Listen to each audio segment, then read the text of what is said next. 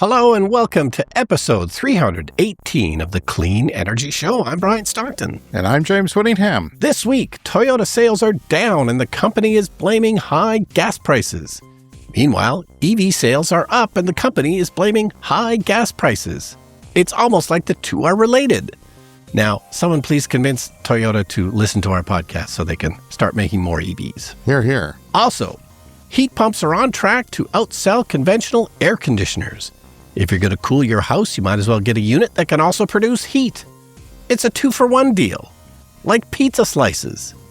So if anyone ever asks you to explain how a heat pump works, just tell them it's like getting 2-for-1 pizza slices. All that and more at this summer edition of the Clean Energy Show. All right, here we go. I'm barely here, Brian Stockton. Barely here. A team of doctors has injected me with things to get me through a shortened version of the show today. Yep. It was rough. It's been 2 weeks and a day since my surgery, and I'm having a slow recovery. And the operation went well. The recovery, not so well. I'm on the older end of the scale of people who get this done, and it's just hard to get fluids in, and it's you have to stop for half an hour after you drink, then you eat. Then you wait for an hour, then you drink. And if you screw that up, and if you don't do it, and then there's constipation and all kinds of horrible things that come with it, and dehydration. So I'm always on the cusp of dehydration. You have to drink during the night, otherwise I will get dehydrated. This is for now. It should get better. I'm not getting my protein in. I'm sick of protein shakes. I'm sick of Greek yogurt. Those are the two things I could eat for 2 weeks. Yesterday, I started to introduce actual soft food. So I had some scrambled eggs, but I had to just have a little bit and test it. And it went well. My stomach did not reject it. And I had a protein pancake mix, which I can't have normal flour and things like that. So, and every food I eat has to be high in protein, no matter what it is. So, it's my legs are wobbly and weak when I try to go to the bathroom. Like it's a weakened state of. So this is mostly your show. I did come up with a couple of things. Yeah, I wanted to talk about terrible experience I had in the hospital. I was in the hospital for 2 nights and one day, and the first night it was hell. They force you to sleep on your back, and I can't sleep on my back for whatever reason. But I was tortured with exhaustion and pain because they pump you full of this gas in your abdomen so they can dig around and do other things. They put 8 holes in me instead of 5. I have not got an explanation, but the surgeons said it went well. They said I had a longer than expected abdomen. And, I think women get this operation more than men. Maybe the men die. I don't know. Maybe they die off before they get the operation. I'm not sure how that works. But so the first night was unpleasant. The second night I started to get some Z's, and then I woke up at 4 a.m. and I said, oh shit, the refinery. And it was in the hospital. It wasn't at home. It was in the hospital. The hospital, and I don't know if it's always like this or since COVID, but they have a ventilation system that's always pumping in fresh air. And the refinery was there in the hospital, in my room, and everywhere else, in a horrible, horrible, disgusting, filthy, maddening way. And I went and I looked at the live wind maps, and sure enough, direct line to the refinery. And it was the refinery. The refinery is about, 3.5, 4 kilometers away. The hospital's in the middle of the city. The refinery is on the edge of the city. We're a city of about, in the actual city here, around maybe 200,000 people, not in the greater area, but in the actual city. And it's not a huge city, but it's enough to affect, obviously, the hospital. And I was thinking about all the people who were there dying. And here's one last gasp of the petrochemical industry for you. One toxic hour of shit that you had to breathe in. There's probably people there dying because of petrochemicals. Like got one last little dose of it, just for good measure. The nurses, the doctors, the staff, all breathing this crap because we're addicted to petrochemicals and we're addicted to having some good jobs in our city. Well, I'm done with that. I've said it before, but I'm done with it. I'm done with the good jobs. I know jobs are important, but you can't kill people. You can't make people sick for jobs. You just can't. I don't care how good the jobs are. You can't deny that what that refinery in our city is doing is dangerous and it's hurting people. And that was a really, really stark example. I can't think of a more stark example of how crappy that is. Yeah. And of course, you have a system at your home where you have automated fans and stuff. And so things can kind of switch on and off when, the air quality gets poor. And obviously, you need to consult with the hospital and they need to get some kind of similar system where they stop bringing in the fresh air when it turns sour like that. Well, I don't know that they can just turn off the system and recirculate. They might have to filter the air, I don't know. I'm not an air person. I don't know the details, but I just wonder, I don't think they can turn off the air if there's disease in the hospital. But they would certainly have to filter it. And that's an expense for the hospital and not for big oil. It's another subsidy for big oil. We're taking care of your problems for you. Yeah. And you could probably at least just recirculate. Well, yeah, it's a hospital, so you don't really want to recirculate. You really want fresh air, especially in the post-pandemic era.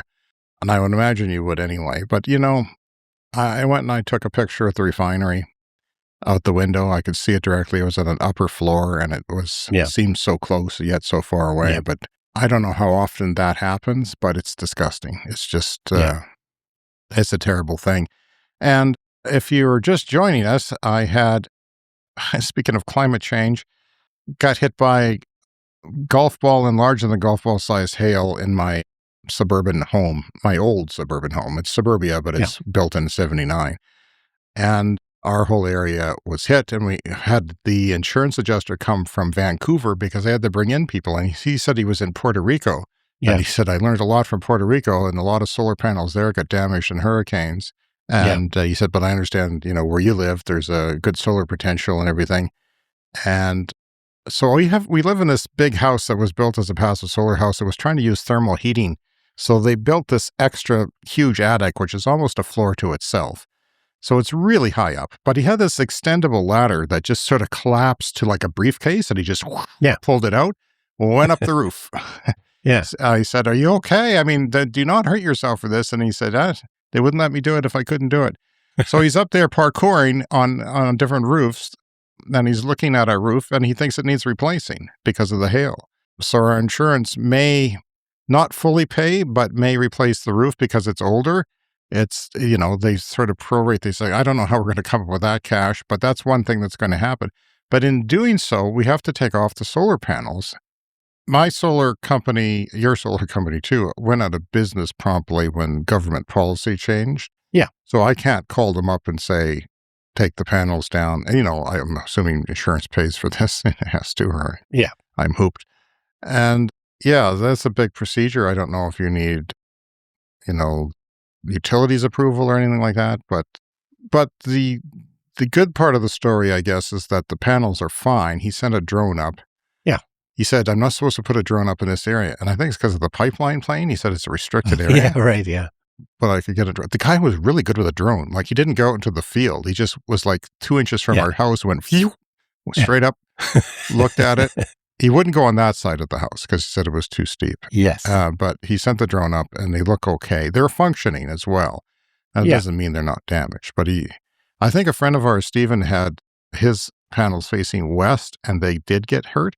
It seems like the hail comes from the west and the thunderstorms have a strong forces from the west usually, in my experience. Right. So I don't know. I think he had some damage from hail.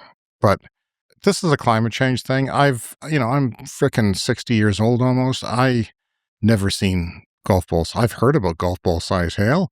We are in southern Canada. We don't get golf ball size hail on a regular.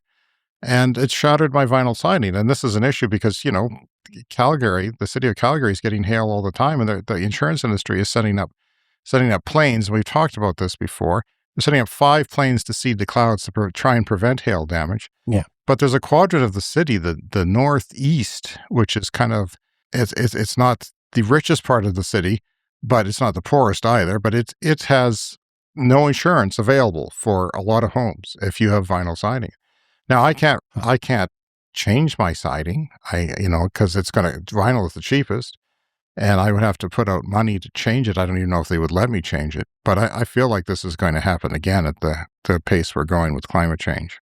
Well, I can tell you that the solar panels certainly can be removed by somebody else because we've had many roof repairs over the years. So we did about 2 or 3 years ago. We had to completely remove all the solar panels. Oh, who did Actually, it? not all of them. Can you tell me who did it later? Can you? Yes, I don't remember, but I figure it out. Okay. But so there were 2 companies involved. There was like a solar company who took the panels off, and then the roofing company went in and repaired the roof, and then the solar company, came and put everything back on. So one would hope that if your roof does need replacing, one would hope that the insurance will cover the roof replacement, and part of the roof replacement is taking the solar panels off and putting them back on again. My former sister-in-law, she's like 70, but she's been thinking about solar panels for the last 15 years. I don't know why. She's a slow mover, but it seems she's too old to do that. Like 70. Yeah. Your payback period is like 12 years here, maybe more. Probably more, actually, now, because we don't have incentives. So why do it? But she looked into the insurance, and the deductible for solar panels is $5,000. The deductible, if you have solar panel damage. Like, she was checking out different insurance. So, and we just found out that our solar panels weren't even included on our insurance, even though I told them we had them and I wanted them included in the total cost of the replacement value of the house.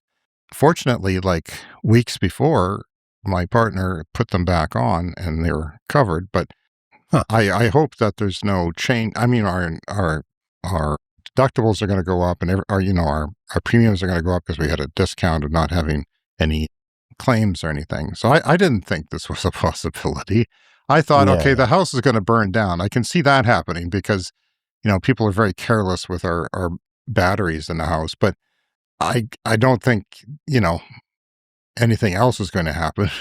I didn't think this would happen. Yeah. Even though it happened about, when we dropped our son off for his first day of university, we came back and there was a quadrant of the city that was devastated. And it was about 2 kilometers or so, 3 kilometers west of us. So yeah, you go by there and all the siding was trashed, even worse than it is here. I noticed a lot of people don't have vinyl siding around here. Lucky bastards. Yeah. It's the modern fandangled thing that they put on our house when we bought it. Yeah, and people are still doing a lot of it, as we talked about before. It's kind of the cheapest option right now. Yeah. Well, we're going to have a shorter show this week, but what's new with you? Well, this is my housing update. As you know, we're building a rammed earth cottage out at our cottage property, and it's all still going fine, but the problem there is massive, massive amounts of rain. Oh, dear God. This has been the summer of rain for us, and and hail as well. So it's been wet ever since that hailstorm, and they've got even more out at where the cottage is. So far everything is still basically on schedule, but it's been a complete deluge out there. Yeah, rain sets back construction schedules, doesn't it? Is there any holes that are filling with water that they have to put in sort of plumbing stuff for the cistern and whatnot, the water tank? Is that? Yeah. So far it's okay. They've tried to create a French drain so that the water kind of drains off the property a little bit quicker. So, it's not time to sound the alarms yet, but it's definitely on the verge of slowing things down. And of course, all the contractors, everybody in the industry gets slowed down by this kind of stuff. And our summers we'll are see how relatively it goes. short here. The construction season is under the gun, so we need good weather. Yeah. Yes. I'll be looking up what French drain is after the show, immediately after, because I have not heard that It's one basically before. a trench. Okay. It's a trench. Okay. Do you have to discourage the French to call it a trench? I mean, come on. La trench. So, speaking of rammed earth, I was talking a few weeks ago, about the Theodore Roosevelt Presidential Library that I'm very excited about. It's being built in North Dakota. It's completely inaccessible to most Americans. It's a very out-of-the-way place. Sorry, Americans. Build this. They're building it for us Canadians. So it's only a 5-hour drive for us. And I'm a big fan of interesting architecture, so I've been following along. The opening date is July 4th, just a few days from now as we record this. And obviously July 4th being the big celebration day in the U.S., so I imagine that's going to be a massive party down there. tickets are sold out. You can't go on opening day if you want to, but later in the summer, it should be fairly accessible. But anyway, what I didn't know, it's also a rammed earth building. Oh, really? The new one, the new library. Yeah, the new Theodore Roosevelt Presidential Library.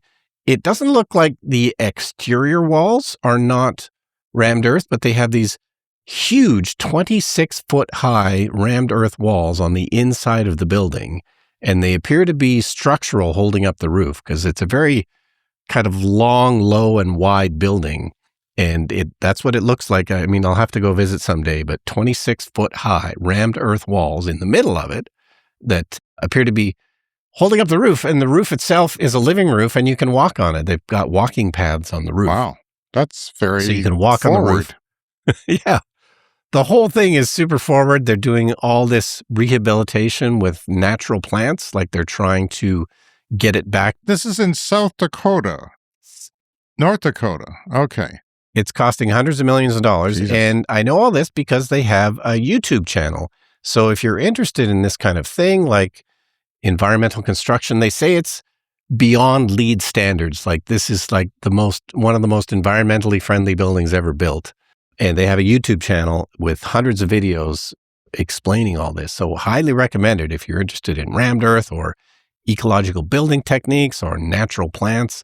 It really seems like kind of a remarkable thing they're doing. You and your architect will have to do a road trip. Yeah, I told him about it, and he was very excited to hear about it as well, and kind of went down the same rabbit hole of looking at it. I think there'll be a documentary short, My Architect and I, and a road trip movie. Yeah, that's a great idea. All right, moving on to stories. This is from Electrek and Bloomberg and many other outlets. Lots of people are reporting on this. Toyota sales have now dropped for the fourth straight month. So the last 4 months, Toyota sales are down. We've been warning Toyota since the beginning of this podcast that they need to get off their butts and make more EVs, because it's going to come back to bite them at some point. And it would appear the reckoning is perhaps beginning. I mean, they're still the world's largest automaker, so we can't exactly write their obituary just yet. But, China is the world's largest car market, and that's where they've been hit the hardest because, of course, China is going hard in EVs. More than 50% of cars sold in China are EVs.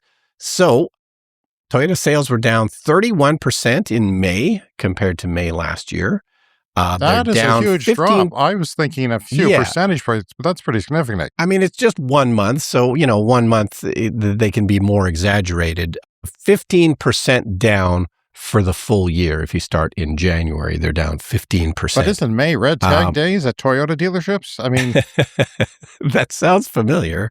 So possibly. So a spokesperson from the company said, a challenging market environment, including rising gasoline prices, continued, leading to a year-on-year decrease in sales. So, of course, Toyota, this was, always going to be a problem. And of course, it's just been exacerbated by, high gas prices and by China going so heavily into electric vehicles. But, Toyota does make electric vehicles. How much of their sales do you think are EVs coming from Toyota? What percentage? Are we including Lexus in this, their premium brand? No, I'm not sure. Okay, well, yeah, let's say no. I'm going to say 1.5%. It's 7%, which is not bad. But they only have one EV, Brian Stockton. No, they now have some more models, especially in China, where they are partnering with different, various Chinese players that are helping them out with, supplies and everything. So Toyota's EV sales in May were up 170%. Huh. Well, you can't deny the effect of the Iran conflict and the closing of the Strait of Hormuz on this, because that seems pretty significant. And if it gives a boost of wind in the sales of Toyota's EV sales, then they get a bunch out there all at once. And then dealers become more familiar with them, customers become more familiar with them. And after the dust settles from this conflict, maybe oil prices crash. People were expecting higher oil prices than we got. And I think, and I've speculated before, that maybe it's because they don't realize they're not realistically factoring in the electrification of different things right now. That's definitely a part of it, as well as drawing down reserves. And people adapted, I think, more than people were expecting. When you're faced with those high prices, you quickly kind of figure out other cheaper ways to do it. But car prices have gone way up, like especially Toyota. And all car prices have gone up, and EVs are kind of slowly coming down, but at the same time, all the gas variants are going up. So it's kind of not what we expected. We expected gas cars to be the same, and then EVs would come down and bypass it. But it's working in a different way, a slightly different way, because they are coming down, but everything else is going up. So one of these days, people are going to realize that EVs are a good value, but I can't see gas prices staying up. I think they're going to tank, actually, at some point. Maybe next year, maybe the year after. Yeah. It's not always hard to predict. Especially with OPEC falling apart, it's all about controlling the price. Absolutely. So for the full year, Toyota EVs are up 138%. So 170% for May, but 138% in the whole year. It's still only 7% of Toyota's overall sales, like I said, but obviously this is starting to be a bit of a problem for Toyota. All right. Brian, I was driving home from the clinic. I heard that the National Public Broadcasters radio show What on Earth was playing, and they were talking about the 5-year anniversary since that heat dome that hit on the Pacific coast of Canada and a little bit in the Pacific coast of the United States, the Northwest Pacific coast there. It was devastating, and we actually saw it coming, and we're talking about it before it happened. Not that we're weather forecasters, but we had our eyes on it. And then 619 people died that week that this really hot weather heat dome is going on. And I'm not ignoring you, Europe, because you're experiencing one right now. But that's 619 people who died that they know of. And if that were a tornado, we'd be building monuments to that disaster, wouldn't we? I mean, it's a very quiet thing where the people die, people who have chronic conditions die, people who are elderly die. And a woman named Cindy McDougall was featured on the show. She got a hotel room because she had a chronic condition. She's not that old. She has a family, she has kids, she has a husband, and she lived in a military quarters. And they didn't have air conditioning. And so she got a hotel room. It was hard to find a hotel room, by the way, at that time. Yeah. But when she got one, it was too late. She'd had a chronic illness that had got set off, and she ended up having a heart attack. It was terrifying that they would wake up and find me dead because there was no help. There were no ambulances. We had been warned that the wait for an ambulance could be anywhere from 6 to 16 hours. There were hours-long waits for even a firefighter or a police officer. And I knew that I needed to get to the hospital and that Clayton would have to get me there. So I didn't hear about that aspect of it. That didn't make it out in the news stories. That is really startling to think that you can't get in.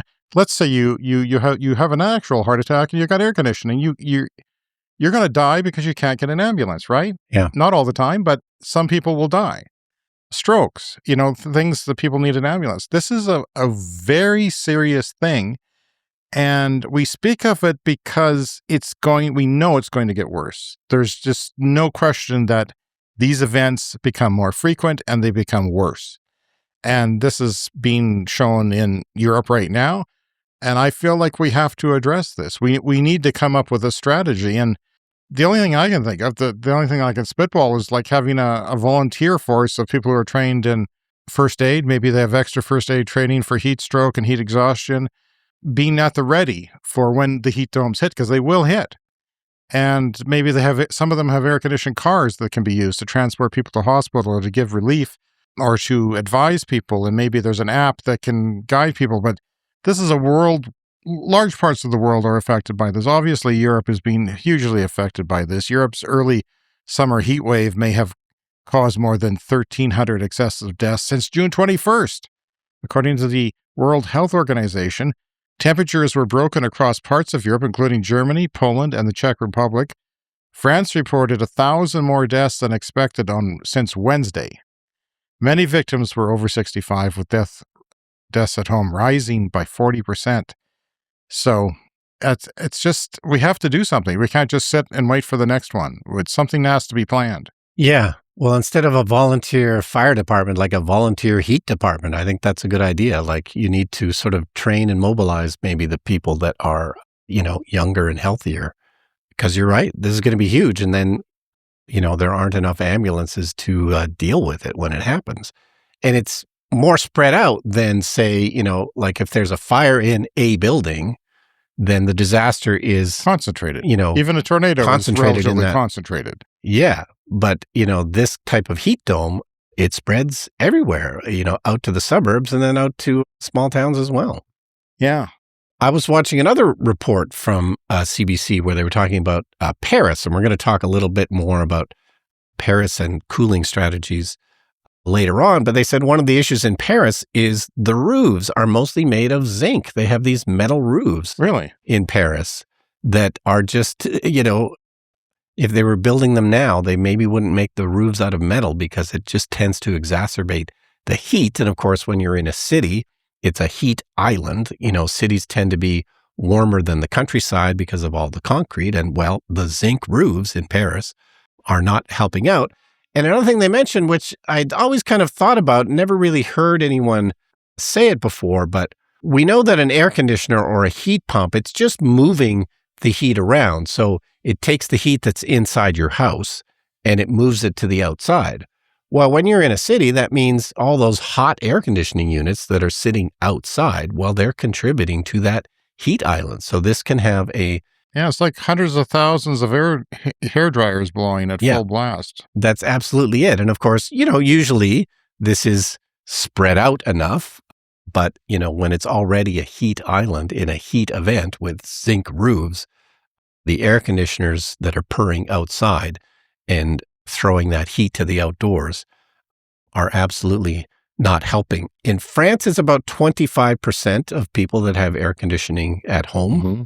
Spain is higher. Spain is 40%. In the UK, it's only 14%. And we know that the UK is going through a lot of heat events as well. Yep. And we need larger cooling strategies. And that takes electricity. One of the things they pointed out on the CBC show was that these 4, 5, 6-story apartment buildings that are older, where a lot of the more vulnerable people and elderly live, they can't handle air conditioning units, which just surprised me because we've had efficiencies in appliances and lighting that would have had some leeway, but, electronics are taking that up as well. But the buildings can't handle it. So they're trying to have programs to enable these buildings to have better electricity, because when they do upgrade it, they upgrade the rent, like the rents go up, and that's no good either. Yeah. And often people rent, so you're not necessarily in control of everything to do with the heating and cooling. You might end up with a portable unit that sits inside your room, but we've talked about those aren't as efficient. No, so that means the hot part better than nothing, I'm guessing, in your heat dome. There's an electricity infrastructure that would need to be in place for that as well. From Canary Media, heat pumps are on track to outsell conventional air conditioners. Speaking of air conditioning, so we've reported before on the show that heat pumps in the U.S. are now outselling gas furnaces, which is a good thing. Heat pumps are a way more efficient way to heat, and of course, they're better for emissions. And the trend is now happening with heat pumps versus air conditioners. So just 10 years ago, air conditioners were outselling heat pumps by 2-to-1. But if you look at the graph on this story from Canary Media, the two lines are slowly converging and they're about to cross fairly soon. AC units are still outselling heat pumps slightly, but the end is near. And part of it is like, when you talk about electric cars, part of it is having the options available to consumers. So part of it is the industry itself kind of getting on board and just offering these options to people. So once people have the option to buy an electric car at a reasonable price, they're more likely to do it. Well, once they have the option to buy a heat pump instead of an air conditioner, often they are taking that option because it's a 2-for-1 deal. Like I said, it does heating and cooling. And depending on where you live, you may not be able to replace your fossil fuel furnace completely with heat pumps. You may not, A, be able to afford it, and B, it might be very, very cold where you live, so it becomes a very difficult problem. But if you're going to cool your place anyway, you might as well get a heat pump that can possibly do double duty and do some or all of the heating in your house. Yeah. I think most places in the world where there's populations, the heat pumps work just fine. There's a challenge of getting the people to install them properly, experienced people. Yeah. It makes a big difference if you're coming from, say, fuel oil heating or baseboard heating where it's using a lot of electricity. It doesn't create heat, it moves heat. It sucks it out of the air outside and brings it in. Even if it's not warm out, it finds that heat in the air. It's physics. And don't ask me to explain that right now. I can't explain anything right now. James, a heat pump, it's like a 2-for-1 pizza slice deal. Oh, well, that makes sense. All right, Ed from Bloomberg, getting back to Paris. Paris is using the Seine River to help cool the city as Europe suffers through this current horrendous heat wave. And I love talking about these kinds of district cooling systems. We sometimes talk about district heating systems as well, which can be often a more efficient way to heat buildings and neighborhoods and cities. But yeah, there's district cooling systems as well. There's one in Toronto that we've talked about a few times that I'm a huge fan of. So what they do in Toronto is they take very cold water from Lake Ontario, one of the Great Lakes. It's very, very deep. So at the bottom of Lake Ontario, it's a constant 4 degrees Celsius, which is just a few degrees above freezing. And they take that, they pump it into various stations, and they cool many, large office towers in Toronto with district cooling that comes from the Great Lakes. So in Paris, they don't have the Great Lakes. So they don't have that super cool starting point for the water, but they do the exact same thing artificially. They cool it down to 4 degrees Celsius, that exact same temperature that we've talked about that they get from Lake Ontario. So it's artificial, but they say that it still uses 50% less electricity than standard standalone air conditioning systems. And of course, that's going to cut your emissions as well, depending on where your electricity comes from. So there are other cities in Europe that do this as well. They take water from the Seine, and then that's what they cool down. And eventually, at some point, that slightly warmer water gets put back into the Seine. A lot of it runs on a closed loop, so it's not all going in and out. But apparently, this started in the 70s in Paris. So they've been doing this for a long time. It started on a small scale. They expanded it quite a bit in the 1990s, and now they're going to expand it even more, which, seems to make sense. As Paris grapples with this terrible, terrible heat wave. It's so hot, they've been closing down their museums early quite often. They just can't keep it cool enough. And it's early in the summer. We are not into summer yet here in the Northern Hemisphere, and this is already happening. And we're having weird patterns here, which is producing hail. This weird pattern we're in here is not normal. It's not unprecedented, but my gosh, we're having weird weather now. That is our show for this week. It's an abbreviated show due to my illness, and we will have some shorter summer shows like this one coming to you on a regular basis, perhaps through July, should I survive. If you want to contact us, the Clean Energy Show, about anything, cleanenergyshow@gmail.com is our email. That's cleanenergyshow, all one word, @gmail.com, and voicemail at speakpipe.com/cleanenergyshow. If you're a Patreon supporter, thank you. And we probably won't have a bonus episode anytime soon, but we will get to it eventually. Sign up for our Patreon to support the show if you like. And thanks to our Patreon executive members on our Clean Club, Green Bastard, Brent Rowley, and Tiernan. And Brian, I hope to see you next week. Yeah, well, it's good to have you back. I know you feel terrible, but you look great. Doing the show? No, I don't look great. You cannot see the circles under my eyes. No. I've been on a prison camp diet. My muscles and everything and brain cells have been eaten by my metabolism. Everything's going away. Hopefully this is the corner that gets turned and I get some energy soon and be back to my normal perky self, because I've got a lightning round so big it'll take up 2 shows. All right. Well, we'll see everybody soon.